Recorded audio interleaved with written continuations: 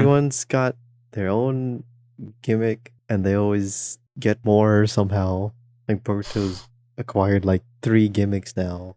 And when you say gimmicks, are you talking about like They're the very old unique. Tsuki implanted in him? The very Or- unique hero power that no one else can do. But I mean, that's shonen. All right, well, welcome to the IMP, the Ichi podcast. My name is NW Epic, and I'm joined by my co-host Nanmana. We talk about classic and modern anime, manga, games, whatever we feel like talking about at any given point. How are you doing today, sir? I'm really tired. I haven't slept since like 7 p.m. yesterday, except for that nap I took a couple hours ago. When will you learn to just go to sleep? Good question. Man. Anyways, today is a standard episode. Today we are just gonna look at what's been going on, and I know you said that. Yeah, it's the standard episode. It's the episode before we talk about arpeggio, which will be the next episode. We haven't talked about series in actual years. Exactly. So that'll be a special. That'll be a special to be turned into a standard episode at some point. But while I'm currently watching that and putting my thoughts together for that, we'll just talk about what's going on recently. There's some fun stuff going on. Obviously, we are in the month of March, so if you're a basketball fan, March Madness is in full bloom. Whether you're rooting for Kansas, you're rooting for Alabama. Sports. Yeah, man, sports, basketball. I love basketball, but that's a whole other thing. No, we're not gonna talk about basketball. We're gonna talk about anime March Madness, specifically RIghtstuf's 2023 March Madness bracket. We will discuss our picks and just the picks that were on the bracket on their site. But we'll do that a bit later. We'll cover some other topics before we get to that. I think the first thing that I'd like to hit on at the start here, just so we can get it out the way, is the 7th annual Crunchyroll Awards. Disaster. I completely forgot that was a thing. I think I watched maybe like the 4th year or the 6th year. It didn't really keep my interest, and it's not like I watched as much simulcast or modern anime as many others. So, I mean, a lot of the stuff just sort of went over my head. I'm a little bit more informed this year, so I just thought it'd be interesting to look at it. We're not going to look at all of the categories because there's like 40. I looked at that page. I was like, good gosh, they voted for a lot of stuff, but we can look through it and pick the highlights. So I'm gonna go ahead and go over to that. We're doing Crunchyroll first? Yeah, we'll do the Crunchyroll one first, and then we'll move from there. Let's see. And I'm just looking at the list from Anime News Network because they have it nice and organized. But the must protect at all cost character, and it was won by Anya Forger from Spy X Family. And honestly, looking at the other participants, I mean, what? I can see why. Nah, I mean, no. Who on that list competes with Anya, man? Seriously, either Boji or Komi. Which Anya's I mean, man, oh no. I don't know if this is in order of the vote tally, but I mean, Boji's presumably, if that's the order, is in second place. Is Boji? I haven't seen Ranking of Kings. Is he the little boy character with the crown? Yep. Okay, gotcha. I have seen a bit or read a bit of Komi, so I mean, I get it, but there's just so many different Komis, but with a different name in the industry. She's just indistinguishable. I don't know anything about Boji, so I can't say anything. And I mean, you can say the same about Anya, but I mean, it can't be understated just how much of a hit that Spy X Family has been, you know, first with its manga and then with its anime incarnation, hitting it out of the park, like, and specifically Anya being a big part of the culture. Like, she's in more so than the other characters. She is a part of the weeb culture now, so it makes sense. I think these are all listed in alphabetical order of the nominees. Alphabetical. Well, that's fine. Oh yeah, that's true, because I'm just looking at it now, and yeah. Well, it's fine. I mean, Anya makes sense to me. Let me see. Let's skip through here and see what are some, and feel free to just chime in if you see an interesting I guess voting tier. Well, I'm looking at Crunchyroll's page. Oh, you're on Crunchyroll's page. Okay. Well, let me find the Anime News Network. I can send it in the chat. It's let's what kind of order is this? Why is must protect at Out. all costs at the top? Because it's in quotations. Oh, they actually sorted. Yeah, it's No. sorted Yeah, it's sorted This alphanumeric. best action, like halfway down. Hold on. No, I think it's in alphabetical order, but it's like No, by specific theming. So like no. they I don't know how they did it. It doesn't matter. It doesn't matter. We're just looking at it. Okay, I'm looking at some of these and I mean I recognize the name of some of these shows, but I haven't seen a lot of them or know a lot of them. Like I'm looking at best drama. I guess you can call Attack on Titan a drama. Would you say Cyberpunk Edge Runners is a drama anime? Yeah. Interesting. Well, I mean, I see Made in Abyss season 2. That definitely strikes me as a drama. I don't know. Maybe it is. I guess if I can say Made in Abyss is a drama, then I can say Attack on Titan is a drama. Demon Slayer winning best action. That makes sense. Probably. I don't know. That makes sense. It looks good, but I watched all of it like recently, or like season 2. I just. I mean, if we're gonna be honest, you don't really like shonen like that. You don't really care for shonen. I do like shonen. I just don't like how they just like nerf the character at the best moment. This is the Entertainment District. So I haven't watched it. I've read the entire thing, but Entertainment District. That's the Is that the one? I forget the character's name, but he has the lady shinobis with him. He is a central character in that arc line. Yes. Is that okay? Yeah. That was a pretty good arc. I'm trying to think, when did anybody get nerfed outside of like Tanjiro physical harm? Always gets nerfed at like the final moment. He's about to cut the head off. He's like, "No, I can't do it." So you mean like a mental block or like a? No, it's not a mental block either. Like it's been a while. You know, he's like an inch away about to slice this dude's head off, and then he just like keels over in pain. Oh yes, I know what you're talking. I mean, Deku does that too. You know, same thing. But that's shonen, man. That's how you continue the suspense. That's the suspense aspect of it. Yes, it's predictable. Bro, that's dog. But that's the suspense. I mean, that's why you have the power fantasy style characters in other shows, right? Where they just, they just go ham and that's it. Like Misfit of Demon King lifting freaking castles and spinning it on his finger. See, that's fun. Get it done. But I mean, Tanjiro and all of the other Slayers. I mean, that's just shonen. But I mean, if you wouldn't pick Demon Slayer, who would you pick out of this list? For what, action? Best action, yeah. Where's best? Okay. Spy Family and Licorice Recoil are pretty good. Even though I didn't finish Spy Family 2. I should, but I didn't finish Stone Ocean because I don't know anyone who did. Attack on Titan didn't watch because I'm just waiting for the final part, final season, final edition, final episode. Edge Runners is pretty good, but I wouldn't say it's action focused. Like there's good action in it, but that's not like the entire point of the series. You say it leans more into, I guess, what it did it didn't win, but like the drama or the plot, essentially. I guess it's more of a Attack on Titan. It is an action drama, I guess. You did bring up a good point though that I want to touch back on before we continue through. You said you don't know a lot of people that finished Stone Ocean. Are people feeling lukewarm on that arc of JoJo's? I have not read that one. That's Jolene, right? That's Jotaro's daughter. I mean, the biggest issue is the release. Netflix just screwed it all up. There's no hype in the weekly episodes since there was no weekly episodes. No discussion on the forums and everything. It just all released at once. Gotcha.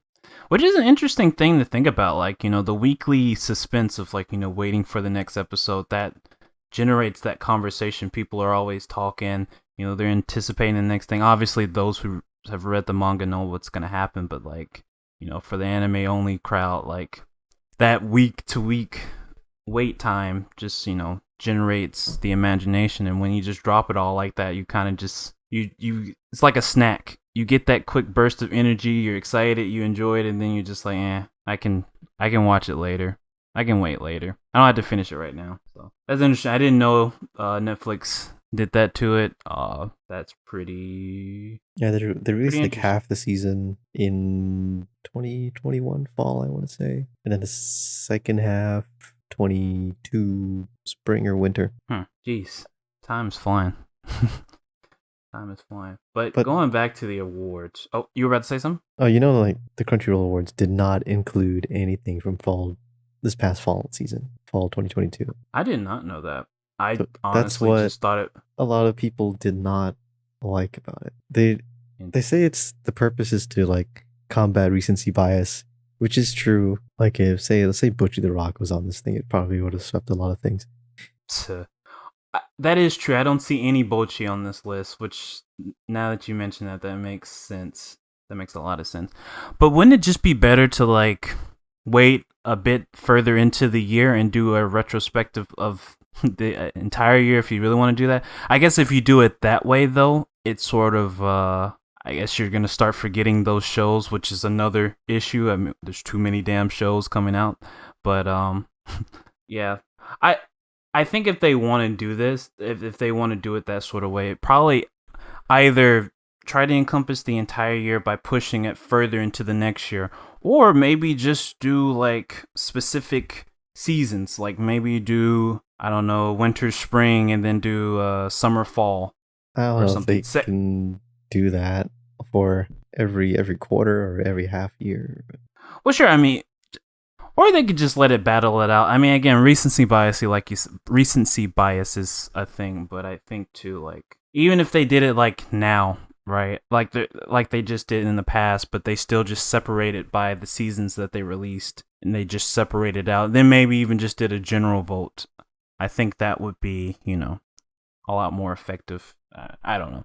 My personal opinion. I mean, you mentioning that best new series, Spy Family won, but like, maybe Bochi would have won. Maybe something else that was new this previous season. I'm not sure what all was new this previous season. I'm looking at that list, and there's a good argument. Maybe Licorice Recoil could have won, but regardless, it did win Best Original Anime. I mean, this pretty cool. Not really any other original anime. Yeah. I was looking at the rest of these, and I have not heard of any of these other ones. So that's probably a shoe-in. Let me see. Is there any other interesting tier here? The Dominance of Kaguya-sama, winning Best Romance. I guess I need to get into that series because I've heard a lot of there's no other glowing praise romance for it. Though. So I mean, it's kind of a free. I mean, free win. Call of the Night. I've heard a lot of good things about. Komi, obviously. Well, yeah, I get it. My Dress Up Darling. I mean, even one that you like, or at least one of your fluff reads, which is Shikimori's Not Just a Cutie, is on there as well. So I mean, there's some tough contenders on there. I mean, not when compared to Kaguya, then it's a wash. I guess that means I need to check it out. Well, but, luckily it did finish the manga like a month or two ago. Cool, because I'll probably read the manga because Aniplex can suck it. But moving on, let me see. All of these are really just the same thing. Is there anything interesting here? No. Besides the fact that Cyberpunk Edge Runners won Anime of the Year, which I think is pretty interesting given all of the other lineup of shows on this list. I can't say if it's deserving or not. You'd be more... I'd say it does. There's no other show like it. That's pretty cool. Pretty cool. Trigger continues to outdo themselves, at the very least being innovative and creative in the works that they make. So that's cool to see. But yeah, that was the Crunchyroll 7th Annual Awards. Award shows are just kind of weird in general. I don't know. I get into them just for the memes, but like I'm left just as empty as I was when I started watching them. So I don't know. They are what they are. Are we doing the bracket? No, man. We're gonna go through some of this list before we get to the bracket. The bracket will be at the end. Okay. Because that's the first thing on the list. Yeah. Well, that was the thing I needed you to do first. That's why it was at the top of the list. Well, it doesn't save my results anywhere, so. Well, that's why you save your result. I saved all of my results, sir. But we're just... Did not. Well, now we'll just talk about it when we go back through it.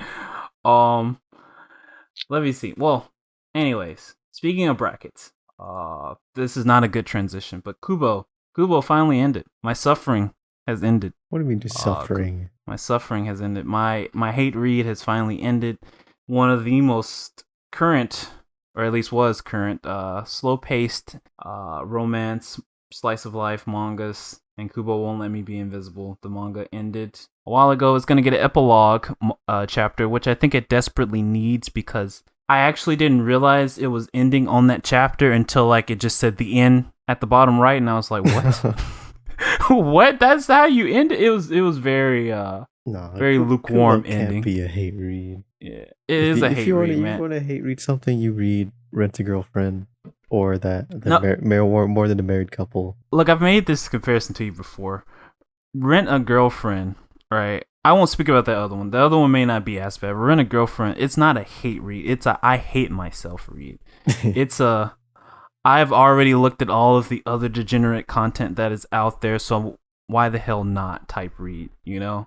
Like, Kubo is a hate read. It's not bad. It's not. I don't hate it because it's bad. I hate it because it's just so slow and not progressive. It is just, I forgot what the term is for these types of romance manga in Japan, but like just incrementally, just minor things that don't lead to anything.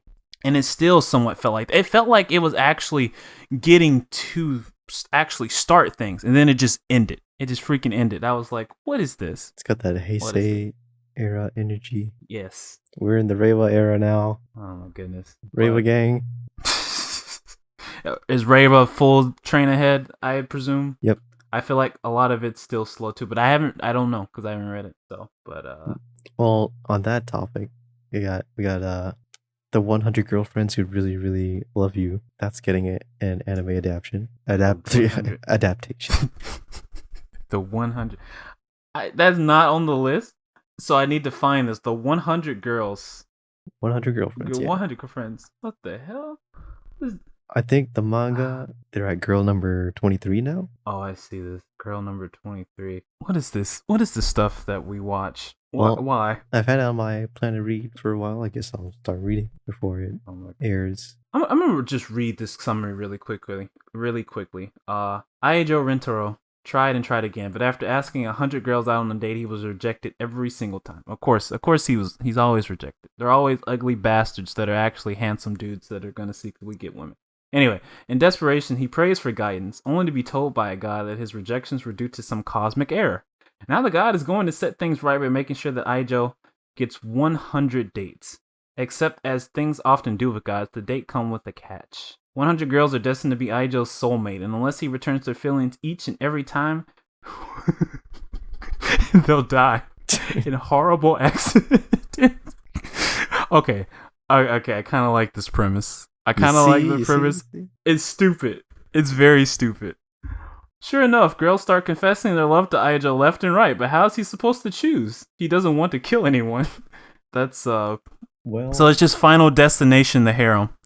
Yeah. That's I like that. What else do you want? That's kind of hilarious. That's an interesting take on the harem genre. It's still fluffy nonsense, but you know what? I would give that a potential watch. Just for the hilarity. Damn. Thank you for bringing that one to my attention. Which reminds me of apparently this is a classic. I sent it to you earlier this week. It's the one where he dates the gosh, what do you call those thuggish women? What? Excuse that. What'd you call them? But thuggish women. Yes, I call them thuggish women. What do they call? I can't. Sukiban. Yes, the rough woman. I can't find it. I sent the video to you. I forgot what the name of the anime was. What are they called? You mean like delinquents? Yeah, I couldn't think of the word. So thuggish woman. Oh my god. But no, Sukiban. That's the word I was looking for. I forgot. I know I sent it to you. I sent you the YouTube link, and you judged me for it. Apparently. Where is it? There it is. Rokudo's Bad Girls. Yes. That looked kind of interesting to me. Apparently, that's an adaptation really just of an like getting beat up, man. He doesn't get beat up though. That's the thing. Well, he gets beat up by dudes. That's no. different. You like the content with the girls that could beat you up. Maybe I do. Okay, maybe I do. But you know what? This was mentioned in the last episode too. Maybe. Look, man, a woman with a little energy, right? One with spunk.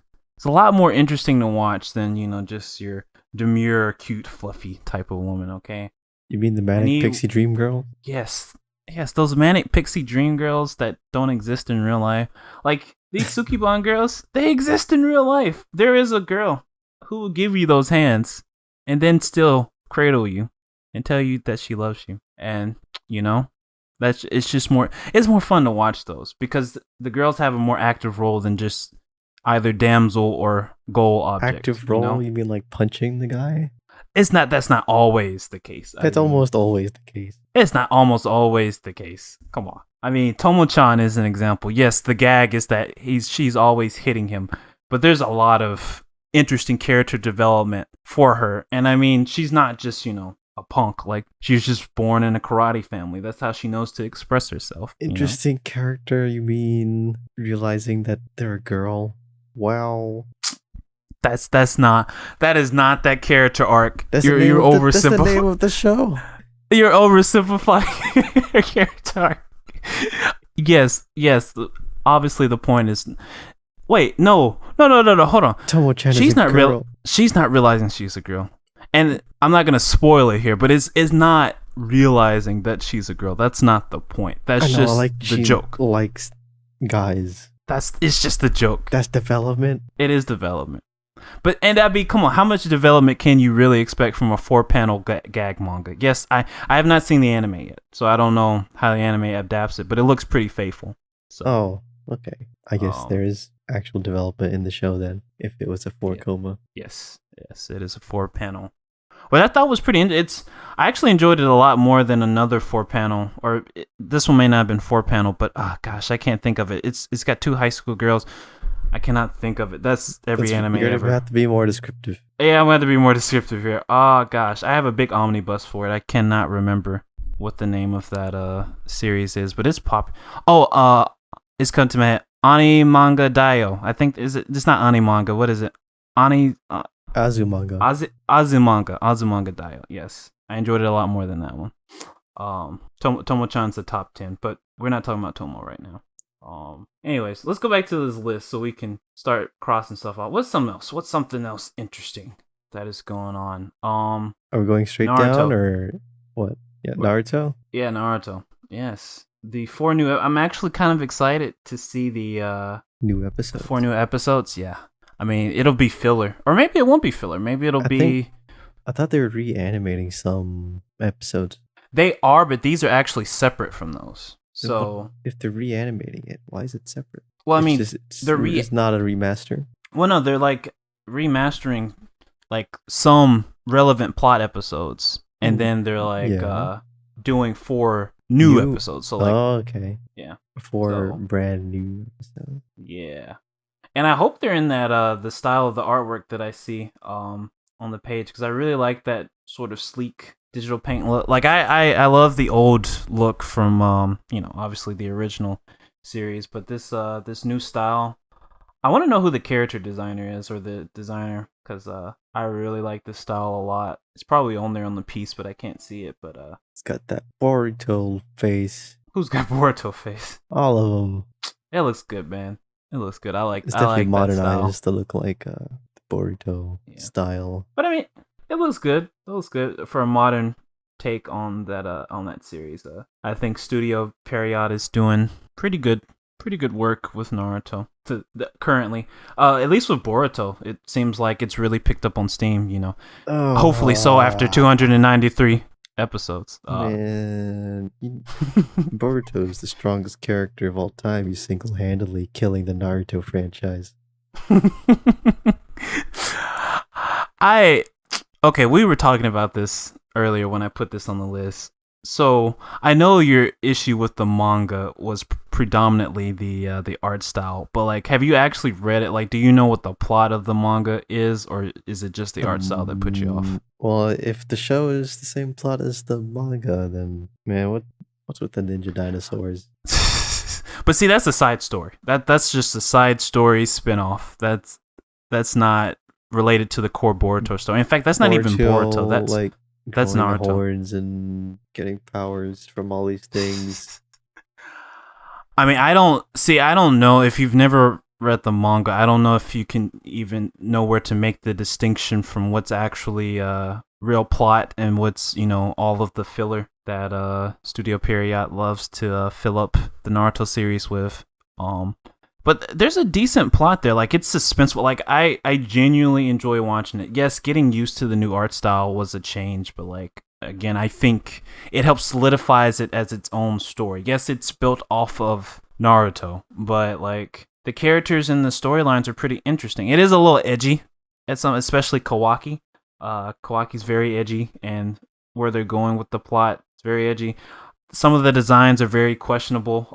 I'm looking at Ada's like colored design right now, and I'm just like, I don't know. I some of the newer character designs that are not like the offspring of the legacy characters, I'm kind of iffy on. I'm like, I ain't feeling this. But all in all, like, the actual manga is pretty good in my opinion. Like, again, I know most people be like, it's not. Look at that. What is that abomination? But I genuinely enjoy it. They've really expanded on the whole Otsuki plot line with some new twists and turns in there.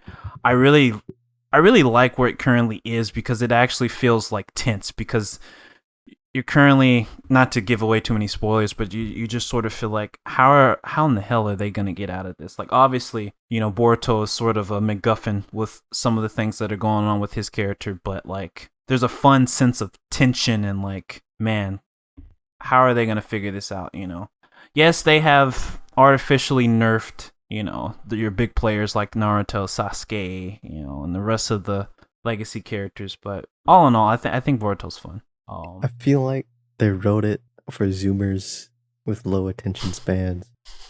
You got to tell me which demographic is Zoomers again, because I don't remember. Like, usually born after 2000, like 2003 and later. 2000, yeah, around that. Gotcha. Maybe. I mean, it's fun. Everyone's got their own gimmick, and they always get more somehow. Like, Boruto's acquired like 3 gimmicks now. And when you say gimmicks, are you talking about like the old Tsuki implanted in him? The very unique hero power that no one else can do. But I mean, that's Shonen. That's Shonen. That's power fantasy if you really think about it. At the end of the day, that dips into the power fantasy. Like, you give the character, if he's not already overpowered enough, you give him even more to make him even stronger. They just made it up to give it to him. Like, sure, but even where the plot is now, like all these brand new powers came out of nowhere. Where were they in the original series? Well, see, that's the thing. I will give the series credit, and maybe somebody who's really well versed in the Naruto plot can like tell me I'm an idiot. But like, the powers and stuff that exist now, to a degree, they're better. Like, there is a basis from where they came from. Sure, it comes off of the back of like a very shoehorned main villain from the end of the original Naruto, but they've expanded on that villain and that origin and that that whole new power system and like set of interdimensional characters. I mean, yes, it definitely is like going up and up and up in a Dragon Ball type sense, but like, there is logic to it from the best of the ability of the logic that was presented in the original Naruto world, especially that those plot points from the end of Naruto and Naruto the Last even. So I wouldn't say it's just made up. There's some basis to it. With Boruto, he acquires all these powers while not appearing to like work hard for it or anything. He just gets them. I mean, he's the antithesis to his father. Naruto, he's born with this thing, but he can't control it. He sucks. He's pretty powerless, and you see him train and grow from all of that. Boruto is like, oh, you wake up tomorrow, you got new power. But I can't agree with that, because I mean, yes, he was born to Naruto, with Naruto being alive, so he had, prodigal skill, but like, that's not how skill works. I mean, isn't that how it worked for Sasuke? I mean, Sasuke worked hard, don't get me wrong, that was more so Itachi, but like, Sasuke in himself was a prodigy. Same with Neji.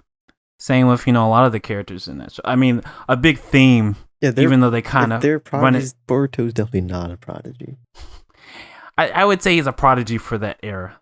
Like, he's not like, he's no Neji or no... He's Sasuke, but he's born in peacetime. Just bratty. I agree. He literally cheats in the Chunin exam. But see, that's supposed to be his character growth. He's supposed to learn from that. Like, he's not Naruto. Like, he grew up with his father. He grew up in peace. So like he is a giant brat. He's growing up with the sense of like, I need him to get humbled. Yeah, he has though. He has, at least. I can't speak for the anime, but if it's getting into the Ada arc, if he gets slightly humbled, he'll acquire a new power and then go back. But that's what I'm saying though. Like, he hasn't really gotten a new power as far as I know, unless something in the anime happened. Like, he's gotten that. He just unlocked that Kaioken times 10. I mean, the only thing I know he has is the Otsutsuki thing, and that he can't control. It kind of just randomly comes. Which again, it was based off of his Byakugan heritage, or his Hyuga clan heritage. So there's a connection there. I mean, and they're actually even I think they're about to like try to pull what's his sister's name? It's not Miyabi, or is it Miyabi? I don't remember. They're about to pull her into the fold as well for her uniqueness. I don't know, man. Boruto isn't Naruto, and that's okay. He's growing. I don't think he's getting too many plot MacGuffins, and even with the ones that he's getting, he's not like just, insanely OP with it. Like, he's still getting beat. Like, he essentially, in one fight, he had his like Naruto moment from like when they went to the village in the mist, where he he was fighting. What's the we'll just call him gender neutral. Haku? I don't remember. Zabuza and what was his sidekick's name? I don't remember the sidekick's name at the moment. But Naruto and Sasuke were gonna get killed. But then Naruto, just burst with the Night Tail. They should not be in any situation where they're getting killed. Well, that was early in the series. They went on that mission and they didn't realize that one of the legendary swordsmen was gonna be there, and like they were fighting alone against a pretty strong opponent. Sasuke was about to die. The only reason they survived was because Naruto, unbeknownst to him, the Nine-Tailed Spirit unlocked due to his rage, and he overwhelmed. I think his name is Haku, right? And that's the same thing with Boruto. Like Boruto, in a time of crisis, the inner Otsuki in him decided, hey, I'm not gonna let you die. So you've seen the scene. You know exactly what I'm talking about. It's kind of dumb. But it's shown you just have that free get out of jail free card. But that's a shonen protagonist, man. It just is. Otherwise, they would just die. If it was realistic, they would have been dead. So there would be no Boruto, because Naruto would have died on that bridge, and it would have not been named the Naruto Bridge. Anyways, we spent too much time on Boruto and Naruto. I feel like a fanboy. I do love Naruto though. But to make this transition a clean transition, so obviously, they recently announced CyberConnect, and Bandai Namco announced the Naruto Ninja Storm. I forget the full title, but basically it's a legacy collection where they're compiling all of the different characters, and they're just going to go through all of the, basically the greatest hits of the Naruto series, coming to all modern platforms. But even more interesting than that, even more mind-blowing, even more, shall we say, sparking, freaking Dragon Ball Z Tenkaichi Budokai 4. What the hell? It is 2023, and we're getting a new Budokai Tenkaichi. I have to ask, have you ever played any of the Budokai Tenkaichi series before? Nope. Okay. Well, just to give you sort of an overview, obviously it's just a 3D arena fighter. It is essentially what Raging Blast was built off of, and then Ultimate Tenkaichi, and basically the most modern adaptation, or I guess version. It's not the same, but Xenoverse, all of that was built off of the DNA. We got to Xenoverse because, Budokai Tenkaichi walked. And they are 100% like fan favorites for the series. I enjoyed them a lot as a kid too.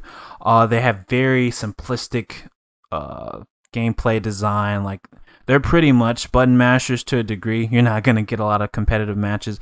The key draw was just the fan service. Like Budokai Tenkaichi Ichi, if I remember correctly, I'm just going to pull a number off my head, but I feel like it had 193 characters. And I do have the internet in front of me, so I can actually, just look that up. But I believe it was like 193. Dragon Ball Z Budokai Tenkaichi 3? Oh, 161. 161 different characters. Eat your heart out, Smash Brothers. And that was the big draw for it. Like you could pair up, if you wanted to have Chaozu versus Dr. Slump or Arali, excuse me, or if you wanted to have Goku Mid versus Goku High, that was a matchup. So it was just kind of incredible to see that they're actually deciding to bring it back. I do have some concerns, right? One thing I noticed in the trailer for that was it looked very Unreal Engine-y. I'm pretty sure probably in the press release it says it's built on Unreal Engine, maybe. But like the backgrounds looked now Goku and his animations looked really good, but like the environments just looked very generic, and that's a concern because obviously, a part of the appeal of Dragon Ball is just the fun, cartoony, sort of iconic look to Dragon Ball, and when you just reduce that to a, sort of a generic Unreal Engine sort of look, it kind of takes away. But again, that's kind of minor peanuts. Another thing that I saw a lot of people complaining about is it's developed by Spike Chunsoft. Now, I actually like Spike Chunsoft, but they do have a pretty rough history with 3D fighters. What's the crossover Jump series? I can't think of it right now. It's not Jump All Stars. It's what's the name? Jump Force? Yes, Jump Force. Jump Force obviously was not the greatest anime fighter. There were some competent design choices in that game, but there was just a lot of that game that could have just been so much better, from the presentation to the mechanics to online to a lot of different features. It was rough. So I can understand people's concerns. I don't know why people act like Spike Chunsoft does not put out excellent games though. Like, yes, their arena stuff is pretty rough, but they are not garbage developers. Why didn't people like Jump Force? Wait, that a serious question? Yeah. Jump Force was, so I can hit it from multiple angles. It's been a while, obviously, because it's old, but like, for one, the graphics are horrible, or the art direction, excuse me. The art direction is horrible. The game is kind of buggy, as far as like, some of the ways the interactions work, the clipping, the frame rate, so depending on what system you're on. The mechanics, because some, obviously, with a game like that, some people are going to try and take it competitively, which, at the end of the day, a game is built to be built. Sakurai wanted Brawl to be a party game, so he made mechanics that sort of kept you from trying to make it a competitive game. But I think Jump Force was trying to be, built as a more competitive fighting game, and it had some pretty rough mechanics that, encouraged certain types of play styles and also just, other sort of broken shenanigans in it. But it was fun. Like, when I played it on Switch, of all platforms to play that game on, I really enjoyed my time with it, delving into it. But it was just rough. I think it was rough. I think it's one of those things, like, you can enjoy it, but it's not what a Jump Anniversary game should be. The previous Jump Anniversary game, what was that game called? Jumps All Stars, I think. The one that was on PS4, PS3, Vita. Now that one had the aesthetics. Now the mechanics were arguably way worse than Jump Force, but like, it didn't have the same. But at least it nailed the fan service, and I think that's the main thing with a game like that. Oh yeah, the butchered story mode. The story mode for Jump Force is horrible. Have you not played Have you played Jump Force? No. Okay, the story mode is awful. It is incredibly awful. Well, where else can I have Goku, Kaiba, and Dio on the same team? in another Jump Anniversary game. But that story mode, it had the making to be great, but it's plotting. It's not great. There's so many like just pain spots in that game. So I say all that to say, people are not trustworthy of Spike Chunsoft handling this, but I have faith in them. Would Cyber Connect or somebody else been a better choice? Maybe, but I think they'll do just fine. But my main concern actually with Budokai Tenkaichi is just the fact that nostalgia can, nostalgia is not always what we remember things. Nostalgia can be misguiding. That's what I'm trying to say. It can be very misguiding. In an age where we have Xenoverse and we have fighters and we have all of these anime games that have, pushed the boundaries of what a 3D anime fighter is, like obviously the Ninja Storm series, you have the Demon Slayer series that was a really good, competent 3D arena fighter. You have Kill la Kill F, which was also, I hate how that game sort of died because it was also an excellent 3D arena fighter. The very, very simplistic, mind-numbing sort of gameplay of Budokai Tenkaichi, I don't know if it holds up in the modern landscape. People might get a game that's like Budokai Tenkaichi 3, and they may not have the same feelings for that game because now we have newer, better games that have evolved, the 3D arena fighter. But we'll see. I'm excited to see what they do with it. I'll definitely check it out when it comes out and when they release more information. It already looks very beautiful outside of the somewhat generic backgrounds, but I'm sure they will expand on that as the game, gets closer and closer to launch. I will honestly say though that the Dragon Ball community has been eating really good when it comes to game releases lately. Disregarding the 500 different DLC for Xenoverse 2, obviously Fighters was a huge hit for Bandai Namco and Arc System Works. The Breakers, while it didn't do that much, it was obviously a budget release, but it looks really fun to play. If you're into that sort of game style. There was another one that was just on the top. Oh, Dragon Ball Kakarot. And they're still developing new content for that. They're actually going to release the last Tenkaichi tournament in the original Dragon Ball series. I forget which number that is, but DLC for that when it's Goku when he first shows up older and he fights against Chi-Chi and Piccolo. I need to play Kakarot. Kakarot looks extremely fun. So yes, in the past few years, Dragon Ball fans have been eating good, and I'm excited to see what Budokai Tenkaichi has to offer. Keep going. Let's keep going. So Pokemon or level 5? Which sounds more appetizing to you to break down? Pokemon or what? Level 5. That's a developer. I don't know who level 5 is. Oh my goodness. Level 5, they created Professor Layton. They you probably know them for Professor Layton. Also Inazuma 11, Yokai Watch. That's all level 5. The Ni no Kuni series. Okay. That's all level 5. Yeah.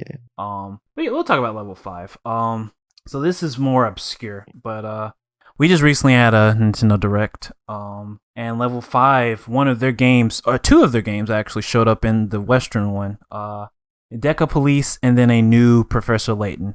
Ever since Professor Layton's last release, which was actually like I don't know if it was his daughter. I think it's his daughter, or like a female version of him.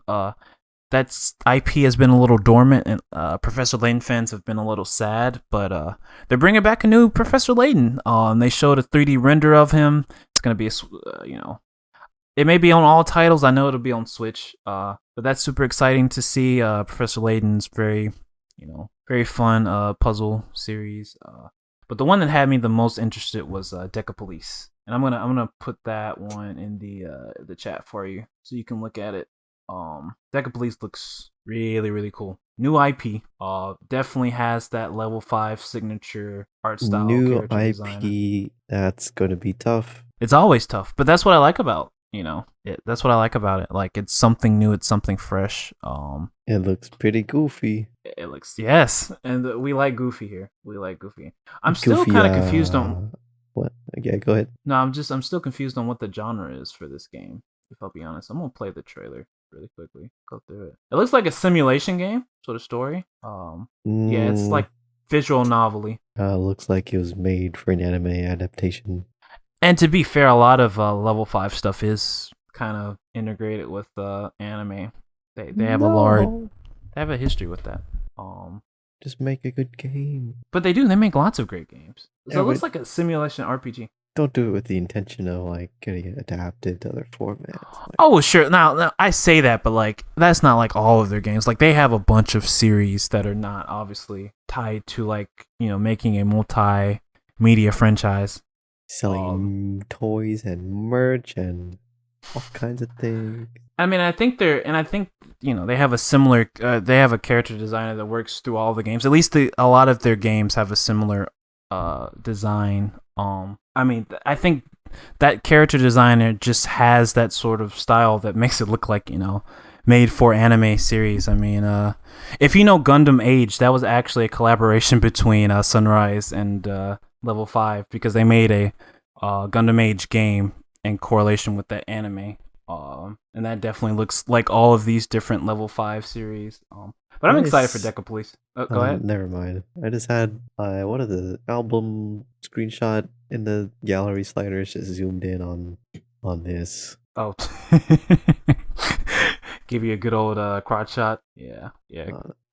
But Deca Police is not even why I really want to bring up Level 5. Why I want to bring up Level 5 is mother freaking Megaton Musashi. Now, again, that's probably another thing you haven't heard of, but that's okay. We'll get you up to speed. Megaton Musashi is an action mecha anime. I hesitate to say RPG-esque game, but it also, yes, it does have an anime, I believe. Oh my god. But it's really cool, and we did not get it in the West. It's sort of, I don't know if it flopped or not in Japan, but around the time that this game, and I guess the subsequent anime came out, Level 5 started having a lot of financial issues. And so I know during that time they also pulled back from publishing games in the West. A big part of why I want to talk about Level 5 is because like this seems to be like a large scale effort to get themselves back where they used to be, and I'm here for it because whether or not they're doing their big multimedia projects, like they make excellent games. They make excellent series, and they do a lot of original stuff. Like a lot of stuff that they're putting out is just new content. It's not based off of existing IPs. Like it's new stuff that's unique to them. So and Megaton Musashi, when I saw that game, it's everything. It's everything I want. It reminds me a lot of EX Troopers. That's a spinoff of Capcom's Lost Planet. It reminds me of it's a Gundam game. I can't think of the name right now, but it's a recent one where they use the SD Gundams in it, like a similar type of gameplay. I love the mecha design. Oh, LBX too. That's a 3DS series. I love everything that I see about this game. I love the gameplay. I like the aesthetics. I like the mecha, and they even got collaborations, not with just Mazinger, not just with Getter Robot, but they got Grendizer, which if you're not like into that series of mecha, you may not know what Grendizer is, but it is a part of the Mazinger series. But they also got Combattler V and Voltus V. And you should remember Voltus V, at least from the Kamicon discussion, because that's the Blu-ray I was going to pick up. I'm actually surprised that they don't have Daimos, because they got both Combattler V and Voltus, but whatever. The collaborations look super sick. Like, I can't wait to get my hands on this and play with Combattler V, man. I love Combattler V. But the game looks super exciting. I'm super excited for Level 5. I hope that their games sell well. They also have another Inazuma 11 coming through. That's a soccer series. Just need people to support them because they do great work. Let's keep it moving. I would talk about Pokemon, but honestly, Pokemon is just their new patch, which is supposed to be fixing issues and also introducing new things. It's creating game corrupting bugs that is wiping people's saves files. That's fun. Sasiga Game Freak. Yeah. I don't know what's going on over at Game Freak. There's no really defending the sort of the mess that Scarlet and Violet is in. Probably one of the best Pokemon games to come out, but also one of the worst, which is very telling. They need to get it together over there at Game Freak. Disaster. They need to put more care into the biggest franchise, the biggest IP in the world. They need to put more care into their mainline games. Why? Nah. Like Breath of the Wild 2, because I can't think of the subtitle right now, is soon to come out, and it's probably going to change the landscape. Well, it's probably going to be more of the same. But like, why is it that Breath of the Wild original, which came out with the Switch, it's just way nicer looking, way more polished, way more everything than, your game that came out 5 years into They actually care. Like every other first party Nintendo title, even like the little small ones, like they all just have a level of quality and consistency that is synonymous with the Nintendo name. And yes, the Pokemon Company and Game Freak are not Nintendo, but they essentially are. It is a Nintendo IP at the end of the day, and it just does not make sense why Game Freak and the Pokemon Company International are lagging behind so much. That's all I have to say about that. They really just need to get that together. It should have been done. The DLC looks cool, but like with the state that the base game is in, I can't really justify spending $30 for some DLC that may break the game and break my save. It's pitiful. Get it together. This is the last news before we get to the bracket. But the Mario movie. It looks, when I heard it was the company is Imagination. It's Imagination, right?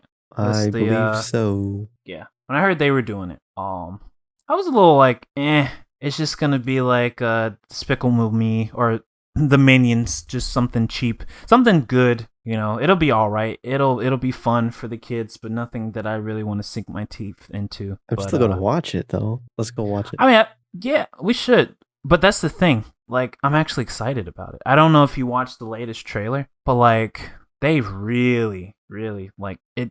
At least from the trailers. Now, the marketing team may just be in their bag, but like, the trailer looks really, really good. It looks so good. I'm kind of really excited. When's it come out? The Mario movie. That is a good question. I believe it's April. April 5th. April 5th. Yeah. It's actually opening in the US early. That's crazy compared to the rest of the world. Yeah, we're definitely gonna have to catch it because April 28th in Japan. And it just looks good. Like the animation looks good. The characters, reimaginations for this movie look really good. I even like the voice acting to a degree. Like, actually, I like the voice acting besides Mario. True. I still think Chris Pratt. I was about to say that. I think Chris Pratt as Mario is probably still the dumbest decision that I've ever seen. And I don't care for, when companies think like, oh, we hired this celebrity to do a voice. That's going to make you... No, I don't care that you hired all of these celebrities. Hire voice actors so that you have a compelling, voice with your, animated movie or series or whatever. Like, Chris Pratt is just... He's still not given... I wanted to give him a chance, but like every trailer that I hear, he just does not sound right. Like Jack Black as Bowser, he's killing it. He's nailing it. I don't know if we heard Keenan. We did. As the Toad, but we did. I don't remember. But it's I'm okay. sure he sounded fine. Yeah, like he tried to like make the voice, but Chris Pratt doesn't. He doesn't at all. And people defending him, like as when that Mario Kart segment came out in that trailer like months back, and he did the wahoo, and it was just the most soulless like wahoo, like I'm just Chris Pratt and I showed up in the booth type voice, like I would really prefer if they had gotten somebody else. I'm not saying that you needed to get Charles Martinet to voice Mario. Dude. They did him dirty. Oh, they really did do him dirty. I don't understand why. Make him do that voice line just for that. Even if they just got him to do it for that, that would have been acceptable. But I'm just saying, I think companies need to realize nobody cares that you hire a bunch of voice actors to do voices. Nobody's gonna just necessarily recognize them. Because if they do recognize them, then that means they're not doing a good job because they're not acting as a character. They're just speaking, Just get voice actors. I mean, there are some actors like that. Like that's why they hired them. Like The Rock. He doesn't play a character. He plays himself. Ryan Reynolds. He doesn't play a character. He plays himself. Sure, but like, but I mean, sure, but some actors, Harrison can make Ford it work. Plays himself. Some actors can make it work. I mean, like Mark Hamill, for instance, he can either act in real life or he can be a voice, the best voice of the Joker that will ever be. Yeah, he's an actor. Like he can he's just all around turn himself into a different person. Yeah. Chris Pratt, Ryan Reynolds. I don't believe is one of those people. No, he's not. He's not at all. And that's not to hate on him. He's a horrible pick for that role. But either way, April 5th. I mean, I'm probably not gonna watch it on launch. I'll probably wait. I like to go in the theaters empty, so I'll probably give it a few days. I don't know about days. It's going to be like weeks. Yeah, probably give it a week or so, and then I'll go watch it. But I'm excited. The team at Imagination have done a fantastic job, it looks like, and obviously with Miyamoto breathing down their neck, and I imagine a lot of the Nintendo folks being like, yeah, fix this, or this got to be that way. It's going to be a great movie. And I'm not hard to please. I like the original Super Mario Brothers movie. So there's that. Crackhead Goomba. Or was that Yoshi? No, it was a Koopa. Man, I need to watch that movie again. Maybe Sunday we can do stream. A group watch. Oh, that's what he said every time. I know. But you know what? Leading up to the Mario movie, we need to watch the Super Mario Brothers movie. Of course, I have it, so I will. Of course, for us. Yeah. All right. With that, I think that's really that's pretty much all I should talk about. Oh yeah, the games and stuff. Yes. There's a lot of cool stuff coming out. I don't know if anything on this list that I put. Oh, you did put some stuff on here. Which of course I kind of brought it up. Which was pretty Pog, Zelda, of course. Yeah. Poggin. Fatal Frame. Looks interesting. Well, I told you why, but for the girls. Yeah. Fatal Frame, Mask of the Lunar Eclipse. I hope they don't censor it like they did the other game. Yeah. Well, I mean, they might. They probably did. I don't know. I haven't really looked into that. But the thing with Mask of the Lunar Eclipse is it's the one Fatal Frame title that we didn't get in the West. It's the only one. So like, it's kind of like we finally got it. I'm just glad Fatal Frame 5 sold well enough on new platforms when they brought it back. There was 5 of them? Yeah. The one that released before this one, I forget the subtitle, but that was Fatal Frame 5. It technically came out on the Wii U, but we all know what happened with the Wii U. I was actually going to get it on Wii U. It's probably because Wii U is probably like the best platform to put it on. Exactly, right? But obviously the Wii U didn't sell that well. And they didn't have a physical release for it in the West. They had a European and Japanese physical release, but they didn't have a US physical release. And so I think, the Wii U was definitely an item or a console where, a lot of people valued, the people who got the Wii U obviously valued, the physical box because, I mean, the people who were buying a Wii U were really diehard Nintendo fans. So that, it sort of played together. It didn't sell as well, and that's not because of the game. That was more so because of the Wii U. But when they brought it back for modern consoles, it sold well enough. There was enough good reception that they decided, hey, we'll remaster Mask of the Lunar Eclipse. Obviously, because of the historical context of it not, appearing in the West. So it's good to finally have it. It looks pretty good.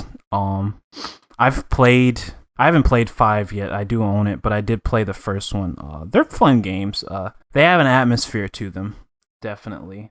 You may be taken out of that atmosphere by the somewhat arcadey, actual gameplay of like taking the pictures of the ghosts, but like it's fun. It's a fun time. Ghost Trick is a Capcom classic on the DS. Very expensive, but it should be less so now that it's coming. I think it's coming to all consoles, or maybe just Switch, PS4, but very excited to actually finally get the chance to play that one. That one was sort of the predecessor to Gyakuten Saiban, or as we know it, Phoenix Wright.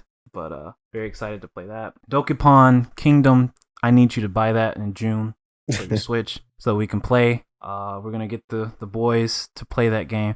Very fun. Very you fun. Always just an say that. Yes, but no, I'm actually gonna show up this time. For that one specifically. You mean like you showed up for your stream on like last Monday?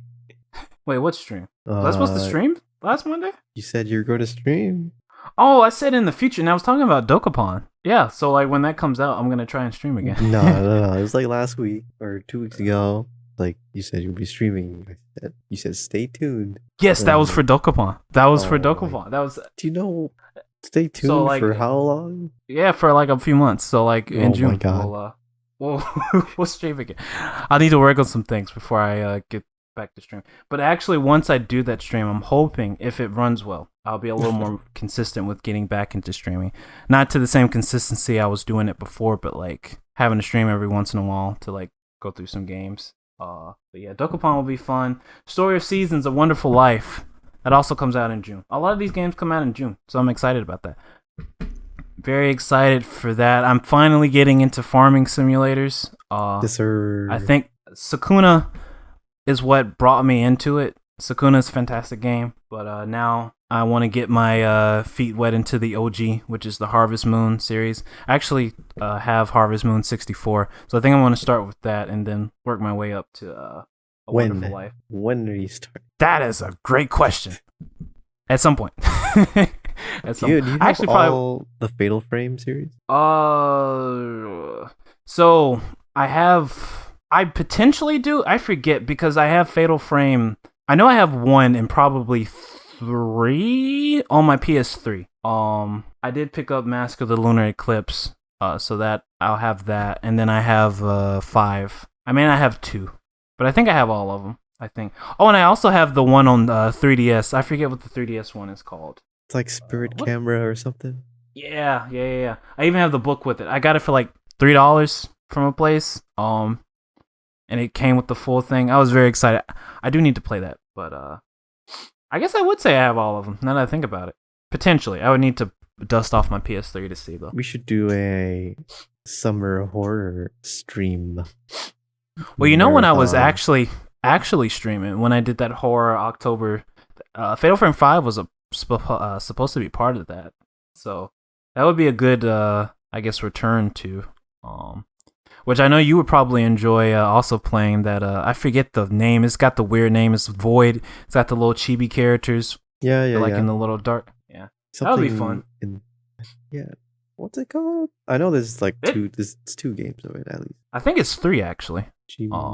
I forget. It's got a weird name. But yeah, Katamari reroll. Yep. You did it again, Bandai. You did it again. I was just thinking. They didn't have to do anything. They didn't, but they did. I'm actually extremely excited. Oh, sorry, you about to say something? No, it's like it's free money. Yeah. But I like this new trend with like Bandai reaching into their like legacy titles and like just doing like remasters. They did Tales of Symphonia dirty. That remaster is garbage. But the other ones that they did with Pac-Man World, with Klonoa, and now this another Katamari, I'm hoping that they get rid of the team that did the one for Tales of Symphonia because that was very disrespectful for a seminal RPG. But they bring back some more of their classic stuff. I would love to see some more older series get the touch up. Loop 8 looks very, very interesting. I guess it's Marvelous because Exceed is the one publishing it. But it's like we'll just call everything that's like a high school RPG simulator Persona, right? We'll just lump those all into Persona like we call every dungeon crawling RPG-s type Metrovania. I like the design of Loop 8. I like what the gameplay loop looks like, so I'm excited to try that one out in June. DNF Duel obviously has been out for a while, but it comes out on Switch in April. The Switch is my main machine at this point, so I'm excited to finally get the chance to play some Dungeon Fighter. Dungeon Fighter Duel. That looks pretty interesting. And the Etrian Odyssey Origins Collection. Very exciting. I'm very excited to see how they implemented that gameplay style for the Switch because obviously the main draw for the Etrian Odyssey series was the fact that it was a dungeon crawler where you draw the map on the bottom screen. That series was born on the DS, went to the 3DS, but now we'll get it on Switch. I know Atlas had put out a survey not too long. Well, I say not too long ago. This feels like maybe a year or two ago, where they were asking like what series on previous consoles would you like to see on the Nintendo Switch. And I know Etrian Odyssey was on there, and I don't remember if I voted on that one or not, but I definitely was in support of Etrian Odyssey coming back, and we finally got it. So I'm hoping that they're very good ports. I'm hoping that the the ways that they implemented the map design, don't take away from the game, or it still keeps that good fun dungeon crawler experience. The price is a little steep. Like, it's $70 for the combined total, or you get the individuals for like 25 to 30 a pop. And these aren't even the upgraded versions for 1 and 2. Now. Yeah. Yeah. But yeah, you don't get the upgraded versions because the 3DS had remastered, redone versions for 1 and 2 called Ichi and Odyssey Untold, which are actually completely different games than the original Ichi and Odyssey 1 and 2. But either way, I'm excited for those. I love that series a lot. They're very fun, very just old school dungeon crawlers that are pretty tough but pretty rewarding if you put the time into it. So yeah, that's the games. I think that's all of our games. I think Fatal Frame Remaster of the 4th game made it to Steam a few days ago. Yeah, this is Mask of the Lunar Eclipse, is it not? Yeah. It's like $50 for the basic with the bonus outfit. A Marie Rose outfit from Dead or Alive. Is it really Marie Rose? Yeah. Why the lolly? Yeah. Of all of the Dead or Alive characters, why the lolly? I mean, I know she's in outfit, like Lolita. But yeah, it's the maid outfit. Or Gothic Lolita outfit. But the Digital Deluxe Edition, $70, and it's got a whole lot of outfits. Like that's a lot of outfits. It's a lot of dress up Barbie you're gonna get to play. I mean, that's the appeal. If you're not there for the gameplay and the story and the the atmosphere, you're there for the attractive characters. I mean, let's be honest. Like that's the draw of the series is the attractive protagonist characters, like both men and women. How long does it take to like beat these games? That's a good question because I have not beaten one. No. I've played through them, but I haven't beaten one. Honestly, though, I would imagine probably anywhere from if you're good, because again they can be arcadey.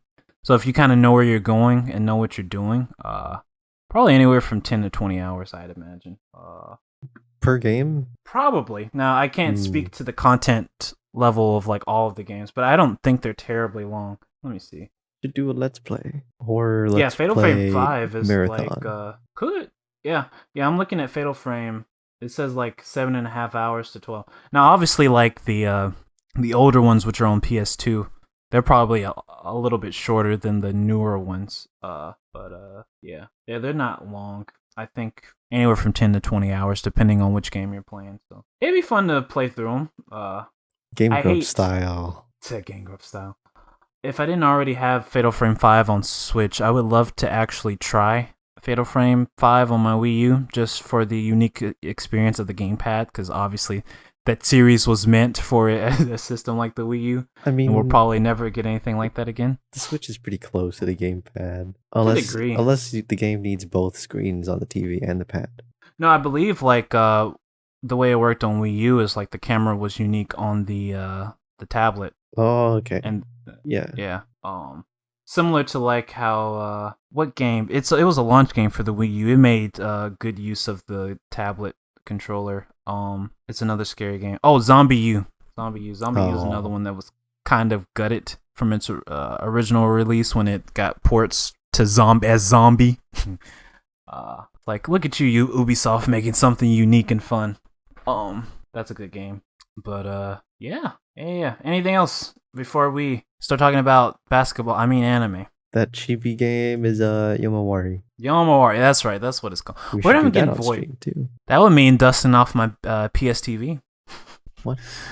I have it on PS. I have it Vita. I have it on Vita. Yeah, but yeah. What? Well, I mean that's how. But I have a PS TV. That's so I could play it. Like I could stream it. It's not on like a handheld. Like the PS TV plays the Vita games to your TV. So I don't have the new one just because I never beat the original. Could just play it on Steam, you know. I don't like Steam. I don't like playing games on my computer. I like Steam. Look, that's another conversation for another day where I feel like discussing DRM. If I'm gonna buy something for PC, I'd rather buy it on good old games because it's DRM free. And I can just take it not for the sake of piracy, but just like I feel like I have ownership. I'm not tied to their client. That's just me though. Oh, there's three games. Yeah, that's what I was saying. There's Night 3 Alone, games. Midnight Shadow, Lost in the Dark. Lost in the Dark's $40. Came out in October. Yeah, not too long ago. We should do a playthrough of these. Well, I definitely own the first one, so I could definitely do a playthrough of the first. The second, I probably would have to get it on PC because in the physical market it's pretty pricey. But 3, if I catch a good sale, maybe. But yeah, that's the spooky games. That's the fun games. Dokufan and Katamari, Fatal Frame, fun time. All right, so it's bracket time. Let's set up real quick. Yeah, I'm looking at the bracket. So you can see the bracket. Well, it makes me want to fill it out again. I actually just took screenshots, so I won't. I didn't understand the voting criteria. Like, do I vote based on general popularity or the people that would browse RIghtstuf? Is it based on that? Oh, so you're talking about your bracket, not your My bracket. actual vote. Okay, your bracket. Yeah, I think you just Well, you vote based off. I mean, it's kind of both. You vote, or you progress your bracket based off of what titles you feel. Yeah, but you have to consider people voting on RIghtstuf. You could. The people are more into like the classics. So the thing is, the demographic of RIghtstuf is diverse, but it's also sort of full of it boomers. Is the hard. No, actually, not at all. Like you. Yeah, no, I actually disagree with that point. There's a lot of like new age anime people that are buying, stuff from. It appeals to the wide demographic of like anime manga fanatics. So you wouldn't necessarily vote to the boomer, population. You would vote arguably a lot of the series that I would have personally chose I didn't choose because I know like it's very diverse what people order. Yeah, I tried to balance it out. Yeah, and I mean you can actually see on their site what gets purchased what gets purchased a lot because the weekly top 10 they'll show you like what a lot of people are ordering throughout the week. But yeah, let me go back to that page real quick. But yes, to fully explain the Anime Madness bracket is pretty much an annual thing that RIghtstuf does around the same time as obviously the NCAA March Madness event, where they put the variety of different series against each other, and it is up to you as an account member to vote on which series you think will come out on top and which matchups.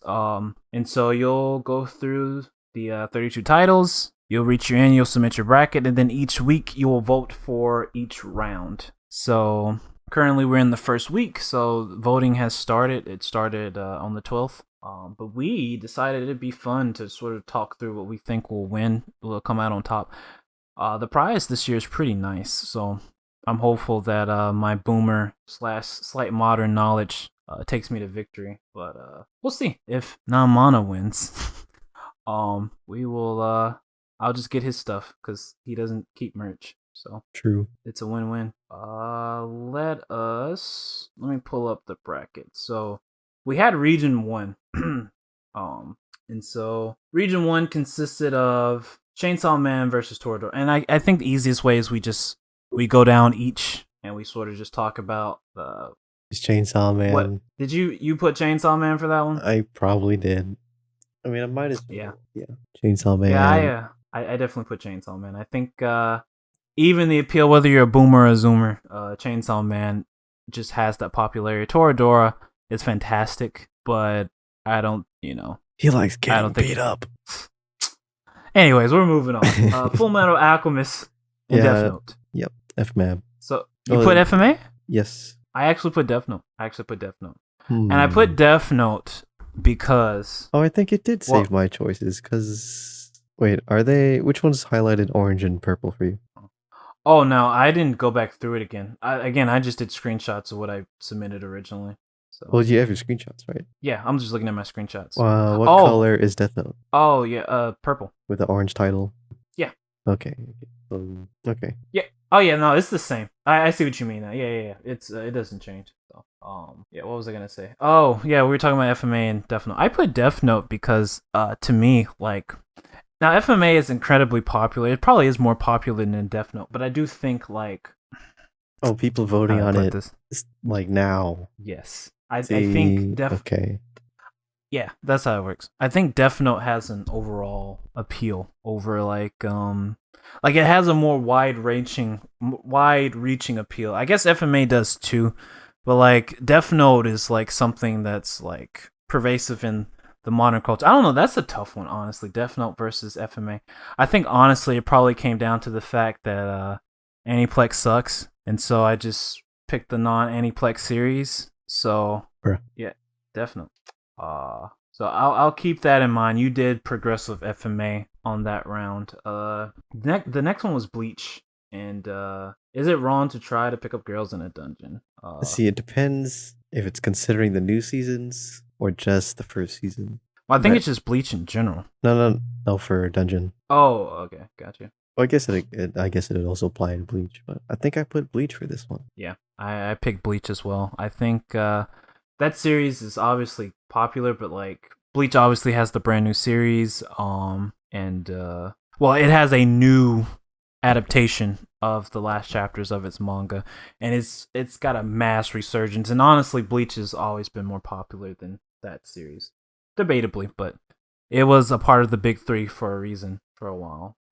And then finally, Fruit Baskets and Weathering with You. Fruit Baskets, easy. Yeah.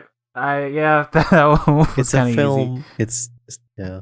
I think if Your Name was there, it may. If Your Name was there, I would probably put Your Name. Really, I still would have picked Fruit Baskets actually, but I think yeah, when they put Weathering with You, it was a good, very well made movie, but just not as good as Your Name, or at least as impactful, I guess. So just in this region alone, so now we're looking at it. So I guess yours would have been Chainsaw Man and FMA. And mine is Chainsaw Man and Death Note. But who did you have come out on top on that one? Chainsaw Man. Interesting. My man said the chainsaw cannot be beat. Do you read it or you just watched? I didn't even finish the anime. You didn't finish it. They were like, you're just I have like 4 or 5 episodes left. And I dropped it.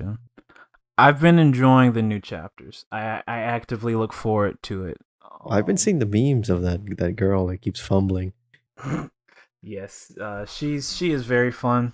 The characters in the I guess the new arc are really fun. I won't spoil anything because spoiling sucks. Yeah, but Fujimoto knows what he's doing with his stories and characters. But I actually, since I had Death Note, I put Death Note again. I actually put Death Note over Chainsaw Man. Just because like I felt that, again, Death Note has that wide-reaching appeal. I think with the anime, you have a lot of detractors of Chainsaw Man because you had people hyping up the manga like, oh my gosh, this is the second coming of whatever, and then they watched the anime and then they felt whatever they felt about the adaptation of the anime, and it's polarizing. And I think Bleach has that too with the disparity of the anime and the manga, but I would also argue that the anime is more widely known or widely consumed than the manga itself for Death Note, and it leans a little more positive. So that was my thinking. See, I'm not really considering the manga side as much. Any of these? Yeah, I mean, and that's the thing, like, especially I know you brought up, considering the demographic that's voting, like a lot of people, like when I look at RIghtstuf's Reddit page, like a lot of people are reading manga. Like you'd be surprised, like manga is a huge industry here. Even though you would think it's primarily anime, like manga is a huge industry. You're always seeing people with their manga hauls, and like I think it's always growing. Like more and more people are getting into it. The light novel genre is growing more, or not genre, but light novels in themselves are becoming more popular. You can't underestimate those, or you can't not think of them. So, but yeah.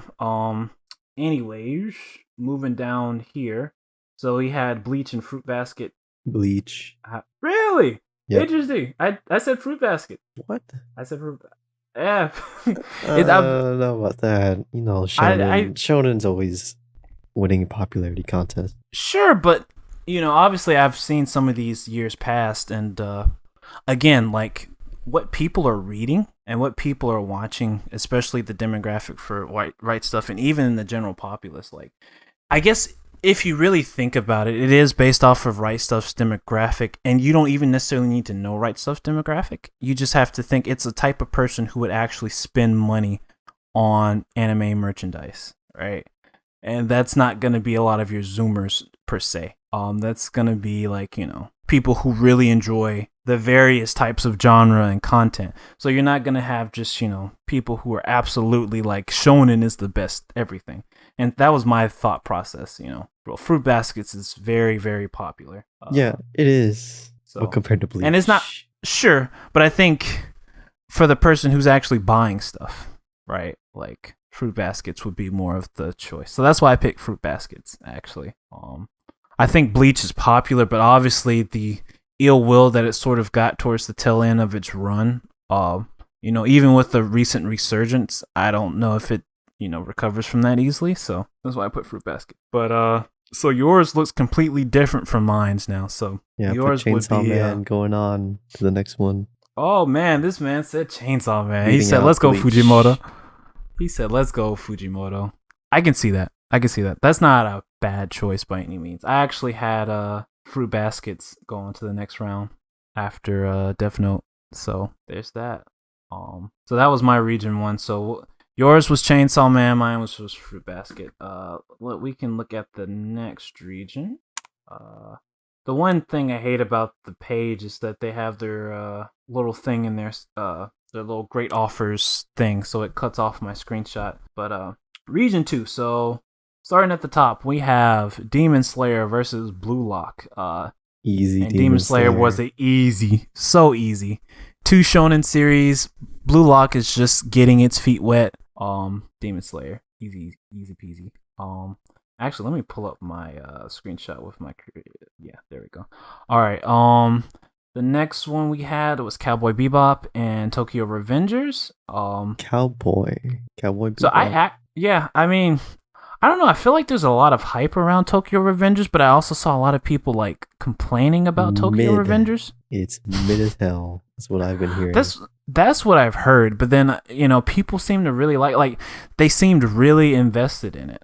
Obviously Cowboy Bebop is one of those legacy titles, which I watched an interesting sort of breakdown on the history of Cowboy Bebop and sort of explained some of the mechanisms behind why it's so popular, in no small part to Cartoon Network and Adult Swim. But obviously nobody would ever call Cowboy Bebop mid, but people are calling Tokyo Revengers mid, so that one was kind of easy for me too.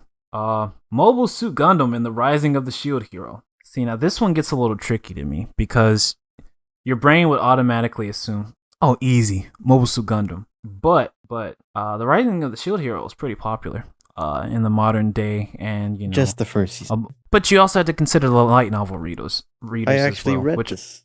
Well, not the light novel, but the manga. The manga, yeah. You had to consider the manga and the light novel people, which a lot of those probably came from the anime. So, I still gave it to. Was pretty bad. That's the season with the turtle, isn't it? Yep. Mm-hmm. Yeah. And I don't see anyone wanting to buy that. The funny thing about that is actually, I'm looking at I don't know if that's a light novel. I assume that's the manga. It looks like manga art style, manga adaptation art style. And I see the turtle in it. Oh so, my God. It was kind of destined to lose. So I did put Gundam. I assume you put Gundam too. Yep. Probably. Yeah. And the thing with Gundam, especially on Right Stuf's site, is like obviously Nozomi / Right Stuf has a contract with Sunrise to release Gundam here in the United States, at least like the physical production rights. So like if you're on Right Stuf, like you've bought a Gunpla, you've bought a Blu-ray, you've bought the manga. Hell, you might have even bought the novelization. So yeah. Spy Family and Ascendance of a Bookworm. And while Ascendance of a Bookworm looks like a good series, another easy one. This one was actually pretty easy. Yeah. This Spy Family. Easy Spy Family. Easy peasy. We probably voted the same on this next one, so really no analysis needed. Demon Slayer. Yep. And Spy Family. Yep. Now, this is the tricky one, right? Demon Slayer or Spy Family. Now, if you're a connoisseur of anime and manga, you probably think Spy Family. But if you look at it from the perspective of like, the average individual, you think Demon Slayer. But you have to think of it as the connoisseur of anime and manga because obviously you're buying stuff. So the easy answer here was Spy Family. I assume you put Spy Family here as well. I put Demon Slayer. Interesting. But you were going with that mentality of shonen. You can't go wrong with shonen. So I do understand that. But I think Spy Family actually wins this one easy out of all of these series. If I had to vote, I would pick Spy Family. But filling out the bracket, you put Demon Slayer. Yes. Demon Slayer is a safe choice. So I think either one of those is a safe choice to make it out of this bracket, but I think Spy Family would actually progress out of here instead of Demon Slayer, in my opinion. Yeah, that was the easy one. Now, this next one might be a little harder. Maybe. This one was kind of weird to me. It was kind of a mishmash of stuff. Region 3. So we have Jujutsu Kaisen and Grandmaster of Demonic Cultivation. JJK. Yeah, nothing to discuss there. Neon Genesis Evangelion and Vinland Saga. I actually put Vinland Saga over Eva. I put Eva. Eva's a safe choice. Vinland Saga is a spicy choice. I think Vinland Saga is one of those lesser known series, so it probably was the wrong choice to put that over Eva, but I don't know. I just felt like people would vote for Vinland Saga. They'd show up. So I put Vinland Saga. One Piece and Lupin. I love Lupin to death, but it was never beating One Piece. It was never beating One Piece.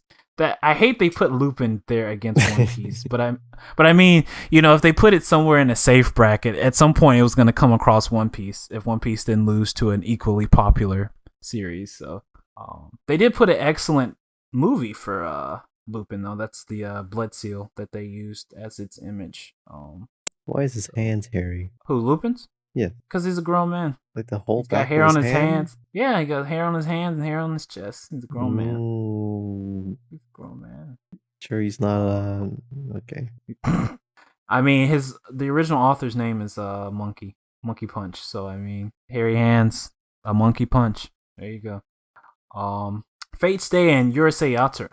Now, easy. It hurt me. This one hurt me because I was like, oh, come on, what? Yeah, I put Fate Stay. I was like, there's just too many. Like, Urusei Yatsura is an old school boomer classic, but it's only just recently getting a new, or I guess a remastered anime. It's more for the boomer crowd. Fate Stay has just got so much stuff in a wide range of genres and adaptations and whatever. So, Jujutsu Kaisen versus you put Eva and I put Vinland Saga. I assume you put JJK. I put Eva. Interesting. Obviously Jujutsu Kaisen versus Vinland Saga. I thought, okay, sure, Vinland Saga makes it there, but it's not beating JJK, so I put JJK. See, I was thinking people buying this, like, do I really want copies of JJK or Vinland Saga? Not really. But who doesn't want a copy of Eva? That is true. That is very true. Have you ever seen the manga? It looks really good. I need to pick the manga up. I've not seen it. There's various different manga, but there's one that sort of emulates the style to a T. It looks really good. Anyways, One Piece versus Fate Stay. I thought this was still easy. Yeah. I thought One Piece. One Piece. Yeah. You just can't beat One Piece. It's unstoppable until it's not unstoppable. Did you put One Piece over Eva though? Yes. Okay, yeah. I put One Piece over Jujutsu Kaisen, so not really much to say. When you put One Piece on the board, you just put like a very... You have to come with something really strong to take One Piece off of its throne, because it's eternal. Alright, I think we're... Are we down to the last one? Yeah, we are, because this is Region 4, so let me... Can't really see because the stupid thing's blocking, but let me see. Okay. You still need to get another monitor. I have... 2 technically, 3 technically. I got a like a good monitor. We'll have that conversation later.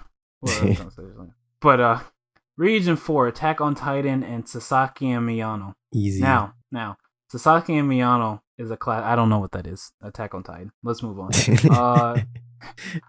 Kaguya-sama and Akira. Easy Kaguya. Yeah, I put Kaguya. I think I would vote for Akira or Akira. Interesting. I don't know. I think I would actually vote for Kaguya-sama, even though Akira would seem more in my wheelhouse. Even though I haven't seen Kaguya-sama, there's something about it. I need to watch it / read it though. I mean, if I had to buy something, interesting. Berserk and Mob. This one was super tough. Yes. To me. This was a super tough one. I did say Mob. Yeah. In the end, I said Mob because it just has a wider appeal. It has a wider appeal to a larger demographic. Like Berserk is one of the greatest manga and will always be that. But, you know, it's got a specific appeal, like, and it's only good for the manga. Like most of the animated adaptations, the movies were pretty good, but like the first anime is okay, and it only really does the first arc, sort of, yeah. And then the second anime, that 3D Abomination, I did watch it though, so joke's on me, I guess, but God, that was awful. Anyways, Mob wins that one, I think. My Dress Up Darling and Summertime Rendering. So I'm curious, how did you vote on this one? I put Summertime. I actually put My Dress Up Darling. Really? Did you read it? Yeah, no, not at all. I just went based off of... See, Summertime Rendering... Like, I know we were talking about how Stone Ocean was kneecapped by Netflix. I think Summertime Rendering was also met a similar fate, at least the anime adaptation from Disney. Like, they really messed that up for that. Like, it was not advertised. People aren't talking about it, right? And so you wouldn't even really know to read the manga. I just took a chance on the manga, and it became one of my favorites of all time. Like, it is amazing. That is an amazing series. I love Summertime Rendering. Objectively, I would have just put Summertime Rendering. If I was voting, I would put that. But I think My Dress Up Darling has a lot more buzz in the community. I've seen it pop up everywhere. And it also has the anime adaptation, right? See, the thing is, the manga hasn't gotten really far compared to the show. I don't know if there's a light novel. Probably. But wait, the show is past the manga? No, the manga's ahead. But not by very much. Gotcha. Yeah, I just felt like it has a little more public knowledge. Like Summertime Rendering is a little obscure, so I figured My Dress Up Darling would beat that. That was really the logic there. Yeah, we voted the same up here. So Attack on Titan and Kaguya-sama. I put Kaguya-sama actually. I think the first time I put Attack on Titan, and the second time I put Kaguya. Yeah, I just think it's a better, especially with how the ending was received by some people. Yeah, no one's going to buy that. Yeah. The people will, we'll get to that when we get towards the end. But Kaguya-sama, I felt was a safe choice. And then Mob versus, I guess you have Summertime Rendering. I have My Dress Up Darling, but I know the answer. Mob made it past both of those. My boy. Yeah. So the real discussion piece here is Kaguya-sama versus Mob. Kaguya. I gave it to Mob. Really? I was thinking the art style is more divisive. Yes. Especially for the manga, right? Because one style is his own. But again, I think just Mob just has that wide appeal. And if you've ever consumed anything written by one or anything adapted by one, like whether that's One Punch Man or Mob Psycho, like you're just in for amazing character writing. You're in for incredible set pieces, like just incredible storytelling. And the folks that adapt his work, like they just do an amazing job, whether that's One Punch Man's manga, whether that's One Punch Man season 1, whether that's the Mob Psycho anime, like just some of the best that the medium has ever seen. So I put Mob. And Kaguya still has Aniplex stink. So it couldn't make it past it for me. That set that they use is like $100-something. Like, I hate Aniplex. Anyways, with that brings us to the final 4. And ours are kind of different. And I need to remember. Do you remember what your final 4 was? I mean, it shows up in the bracket. Oh, I didn't go through. Chainsaw Man, Demon Slayer, One Piece, Kaguya. Oh, and Kaguya. Interesting. So yeah, mine is completely different. Mine is Fruit Baskets, Spy X Family, One Piece, and Mob Psycho. So I don't see Fruit Basket making it to the final 4. I do. I probably am giving a bit too much credit to some of these romance titles, but I think it can make it there. Like when Fruits Basket came back, like it was big, man. Like people were talking. I haven't seen it, so I'm only going based off of the public perception. But I felt like the buzz for Fruit Basket is pretty large. But you may be right. It may not. It probably won't make it there. But that was my like. It probably is gonna make it big. But yeah, go ahead and tell me how your final bracket shakes up, and then I'll tell you mine since they're kind of drastically different. I went Demon Slayer and One Piece, and obviously One Piece takes it. You said One Piece. That's so safe, man. Boo. I want to win, man. That's the whole point. That's not how it works, man. You gotta go for those. What's it called? If I picked what I would vote for, I would have already lost. True, but you gotta go for. It's not about what you would vote for. It's about the controversial picks, right? Like, if you want hot takes from me, there's plenty of other topics for that. Fair enough, but I mean that you can't understate just how big One Piece is. Like, it's huge. So that's fair. That's fair. Having Demon Slayer, which is the usurper of the One Piece throne for a little bit. Battle that with One Piece that seems kind of what's the word? Storybook, how it's supposed to be. But yeah, so with my final rounds, I actually had again, I took Fruit Basket almost to the end. So I said Fruit Basket versus Mob Psycho. I said Mob Psycho beats One Piece. And I had Mob take it, actually. So, wow. I appreciate the support. Yeah. But I don't agree. I know. You don't agree. But I still think, like, again, it deserves it, but it won't. Again, you got to think about that demographic, though. Like, these are people who are very well, into the medium like we are, and so they would have to really appreciate good writing for Mob to make it to the end. And I think they would. I think especially with a lot of like community support, a lot of people, recently talking about Mob now that it's finished. Like, people are really, really digging into that series now, I feel. And so I read a lot of people not liking it. Really? Not liking it past season 1 or maybe season 2. Well, they're idiots. Season 3 was pretty. Well, you didn't watch season 3. I won't say anything about season 3. I need to watch season 3. I really do, because I want to just.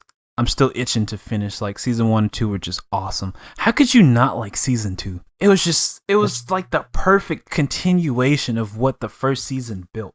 Like, how can you sit up there and praise Rent a Girlfriend, but then say you don't like season 2 of Mob Psycho?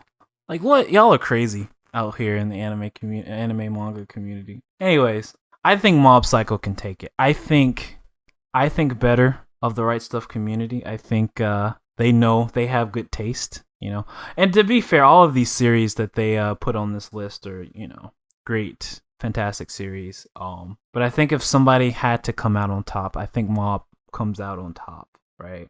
Like, personally. See, you voted with trusting that voters have taste. I didn't. I know they don't. You know what? Yours might pay off, but I do think that the Right Stuff demographic doesn't lean as shonen, which technically Mob Psycho 100 everyone is shonen. Leans shonen. You can't sure, the but shonen. Sure, but like, there's a reason. One reason I also put a lot of the romance titles higher than you probably did too is because they sell. They really do sell. That's a target demographic, shonen. Yeah, shoujo is also a target demographic. Which actually, this is a surprising lack of shoujo on this list. Would you say Fruit Baskets is shoujo? Little question, bit. Right? For both, it's both. Yeah. Either way, but it's pretty fun. I'll be curious to keep up with it. I need to actually place my vote so that I can make sure my bracket wins. That voting's already closed. I think closed yesterday. It still lets me submit, but well, I think you can still vote. You don't have to necessarily have voted the first day to. Where do I even vote? You would just go to. I'll send you the link. Vote. Oh, I see. Yeah. I have to put my name and email. Yeah. Don't they already have this? Oh, it logged me out for some reason. Yeah. It won't log me in. Cool. You can vote later, but yeah, I don't know. I always enjoy these. They're pretty fun, and talking through them, it's pretty cool too. Honestly, I think they did a pretty decent job of picking the series. Although I think some of the matchups were a little one-sided. Like, they could have did a little better with how they paired some of these up. Like, why would you pair up Demon Slayer with Blue Lock? Like, put it up against One Piece in round 1 so we can make this more interesting, you know? Like, why do you have Ascendance of a Bookworm versus Spy X Family? There was no chance for that. Put it up against like Vinland Saga. Then there's more of a, you know, discussion piece there. Like, some of these are actually hard, like Berserk versus Mob Psycho. That's a hard one to pick, but the rest of them, to a degree, they have a clear-cut sort of winner.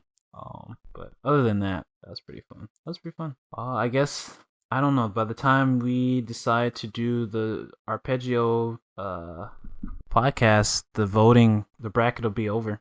So I guess we can... Wait, what? I mean, it's just for March, so, I mean, it's going to take me a little bit before I finish watching Arpeggio. Probably record that in April. Wow. Potentially. This is supposed to be a monthly... Is it monthly? It's supposed to be monthly, but I mean, if you think about it, we kind of did it in like 2 weeks because I just posted one. And I mean, it's the 13th of March. Wasn't that the Comic-Con episode? Yeah. Yeah, that's like a bonus. Yeah, and this is the next regular. So, I mean, we're looking like at April. Like, it's the 13th of March. So, okay. I mean, spending time, you know, work's been busy. The website is really coming around, and I've been like addicted to it. Like, I've actually got the database up and running post queries and gets and all that fun stuff. All that fun stuff with APIs and data access objects and all that stuff. My head hurts, man. It's so frustrating, but it's fun, and the site will be better for it. So, I don't know if I told you, like, I was originally like planning a like March release, but then I was like, no way I'm releasing this in March, but at the rate that I'm going, who knows, it might be up by March. We'll see. But yeah, that kind of concludes this podcast, unless there's something else that you want to talk about. I got nothing. Well, yeah, that was pretty fun. And we should, I think it'd be good for us to just, pick small things to talk about every now and then, sort of, just to see what's going on. I know you say nothing's going on, but there's always stuff going on. I do want to do a quick mention of Takahiro Kimura. He was a prominent character designer. He did a lot of the Sunrise designs, including Gao Gaigar and Code Geass. If you know what Code Geass looks like, then you know what like his designs look like. Well, he's all throughout Sunrise. He wasn't the original character designer for, like, he adapted the original designs to anime for the animators to draw. Well, yeah, that's what I mean. Like, he was for Sunrise. Like, he, a lot of the anime designs, he did those adaptations. I mean, Gun X Sword, Brigadoon, Dirty Pair Flash. Even apparently he was character animation director for Gundam Hathaway. So he's definitely got a lot of big title credits to his name. So may he rest in peace. A lot of industry legends, passing away recently. Kind of interesting to see. But other than that, I think that's about it. Oh, we didn't talk about this. What? Let's end this podcast here. Ichi governor vows crackdown on lewd selfies by Ghibli Park users. I saw this on not on this one, but on the New Type website, New Type USA. Aichi Governor Hideki Omura expressed firm disapproval of the trend. It is extremely regrettable. He said, likening the lewd photos to the destruction of property. Ghibli Park is a place for adults and children to have fun while experiencing Ghibli films. I don't want people who do things that many find offensive to come to the park.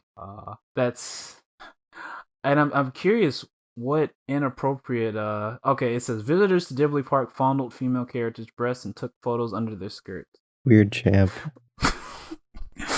It just goes to show it doesn't matter where you are in the world. People are weird and just messed up and have nothing better to do. I mean, especially since if you think about it, it's right? A little funny though. It's hilarious, but like it's funny that you can't escape. Can't escape the degeneracy. You can't, but like when you really think about it, like of all the like lewd characters and models that you could find in Japan, the birthplace of degeneracy. You would go to the Ghibli park to do this. And most Ghibli female protagonists are young girls. Like, we're not even talking like high school girls. Like, they're like preteens. I mean, think about it. Gosh, just most of the series, yeah, they're pretty much just all like preteen girls. I need a you know the what's his name? What's the guy prominent for Ghibli? I can't think of his name. Miyazaki?